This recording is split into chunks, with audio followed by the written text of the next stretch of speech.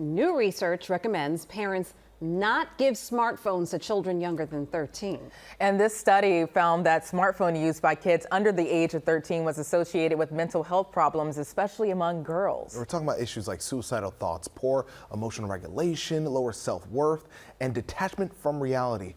Major issues. So joining us now is ABC News medical correspondent Dr. Darien Sutton. Thank you so much for being here and talking about this important topic, because this research, it looked at over 100,000 young adults.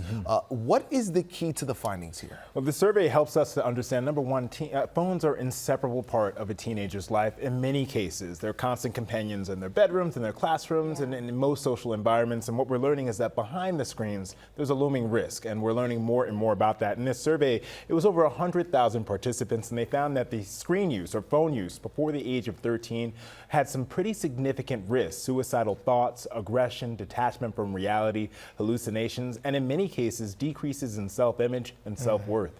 I'm so glad we're doing this, because I think for so long, a lot of parents had no idea the effects that this could have. But the numbers what are we saying? Nearly half of girls who got phones by age 6 reported severe suicidal thoughts. That is mind-boggling. How are parents supposed to interpret numbers like this? You know, I think that as parents, it's really important when you're looking at data like this, understand it with your children. Because you might have new rules that come out of information like this, but children, teens, adolescents, they might say, hey, mom, dad, you're just being rude and mean for no reason.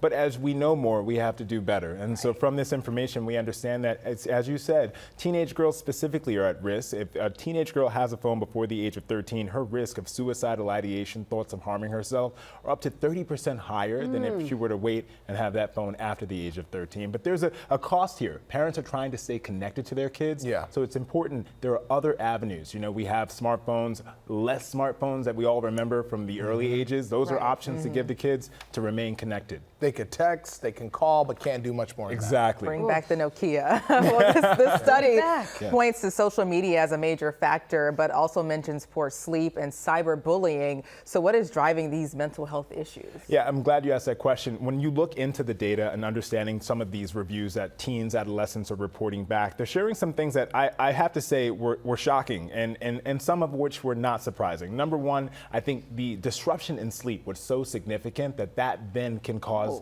other health issues, lack of ability to participate appropriately in school, performance in general. Also, there's the pressure of performance in general. I think a lot of the times when teens and adolescents log on, they see these picture-perfect identities, these lifestyles, and they don't realize that when someone is making content, that is the goal, to be picture-perfect. But perfection is not reality, and that's what's important for kids to understand. It's so important. So this study here, it shows correlation, not causation. Right? So what could be the other factors in this? Yeah, I think that there are factors in terms of how this leads into life.